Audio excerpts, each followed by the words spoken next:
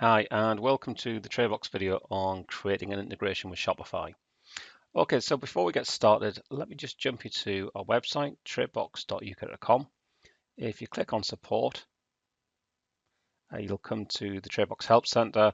And within here is instructions on how to install Tradebox and integration guides, which will cover what we're going to go over in the video.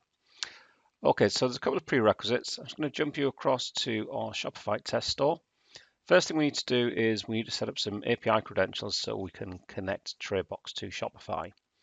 Okay, so we choose apps and then manage private apps. And here you can see I've created an API key. Really simple to do. Just click on create new private API. You give it a name, give it an email, and make sure you give it read-write access. Okay, so here's some I created earlier, and I'll just copy these details into Tradebox. So back in the Tradebox, in the channel section, it's a brand new build of Tradebox, no data in there. We click on new, scroll down to the Shopify option, click on next, give it a name, and then it's asking for our credentials. Okay, so let's go back to the website. I'm going to get our URL, and obviously use your own URL, and then the API key, and the API password. Click on next. Next thing we need to do is we need to recover some Shopify order statuses. Just click on this little icon on the right hand side. And we're going to match those statuses to Tradebox statuses. So paid is going to go to paid and unpaid is going to go to unpaid. Click on next, click on finish.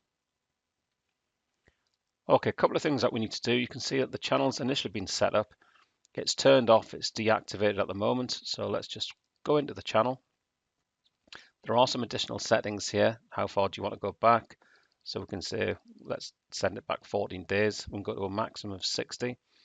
On the statuses section, I'm going to tell Tradebox to download paid orders.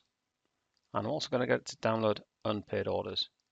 And this is the section that if I want to then go and create an accounts integration, I would do that under the accounts tab, but that is covered in another video.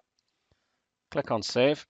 Okay, so before we start downloading orders, another thing that we can do is we can go and get our stock from Shopify. Now this really depends upon what your accounts integration is going to be. You need to decide whether you're going to get your stock from Sage or whether you're going to do stock control via Tradebox.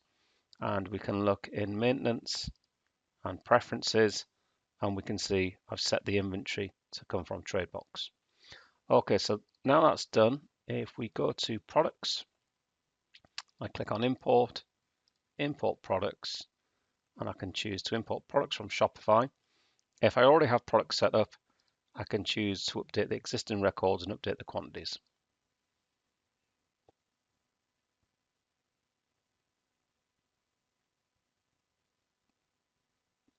Okay, and there you can see we have 104 products now set up, and they'll match the 104 products on the Shopify site.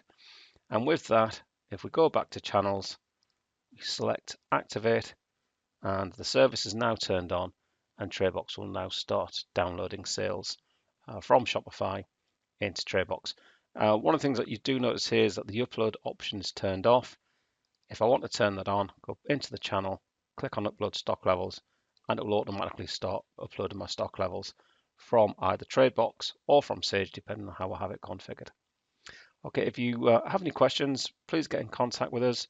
There is a full support on the Tradebox website under the support option. Again, just click on Tradebox, click on support, and you can access all of the articles here, as well as submit requests and even give us a call.